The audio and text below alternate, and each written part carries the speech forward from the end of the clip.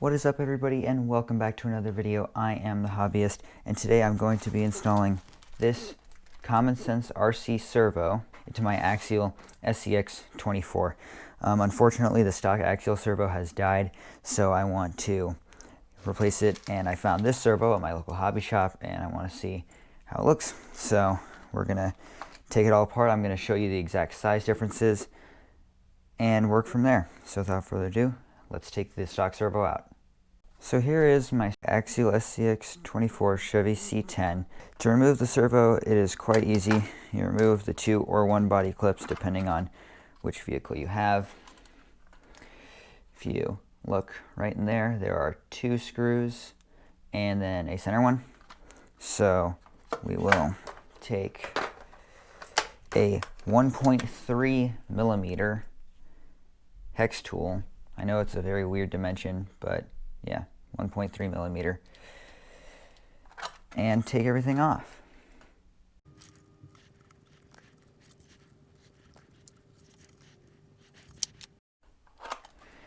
Important note is the screw that holds the servo saver onto the servo, that is 1.5 millimeter. Okay, so I've gotten the stock Axial AS1 servo in here, very cheap plastic servo. Mine did not last long at all. So now let's open up the common sense servo and see what we get.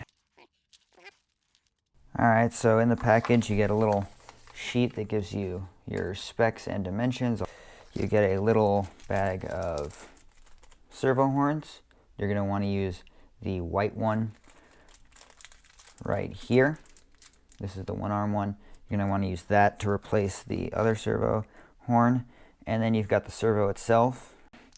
That's the servo. Full Metal Gear plastic case. But it looks very nice putting up next to the stock Axial servo. It definitely looks quite a bit taller. Maybe a slight bit wider.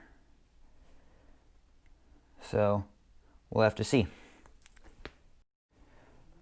Alright, so I've just removed the servo holding bracket that goes on top of the axles. It's super simple, just 2 screws on top of the diff cover and the screw that holds the wishbone in the front. And looking at it, it would appear that you can in fact fit this servo into the mount. However, it is a little bit long, so you're going to have to trim this back area here. So I'm going to do that, and then we'll see if I can screw it in.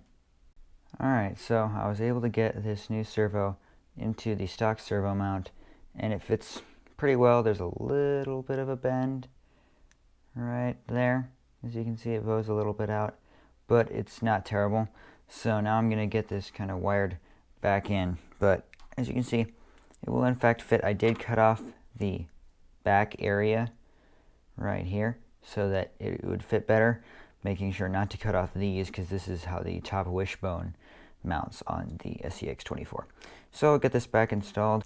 Alright, so I've got the servo mount back installed with the servo in it. I don't have the servo horn on yet, so I just want to plug it in and make sure that everything works. So hopefully I'm going to plug this in the right way around.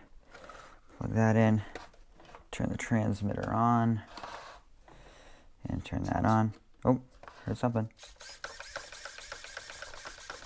Sounds like the servo works, so I'm going to install the servo horn and we'll give it a little run.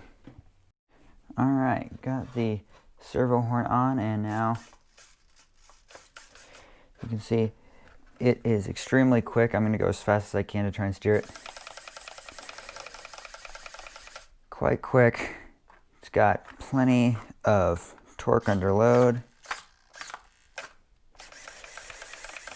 So now, here's a quick comparison between this new servo and a stock Axial servo.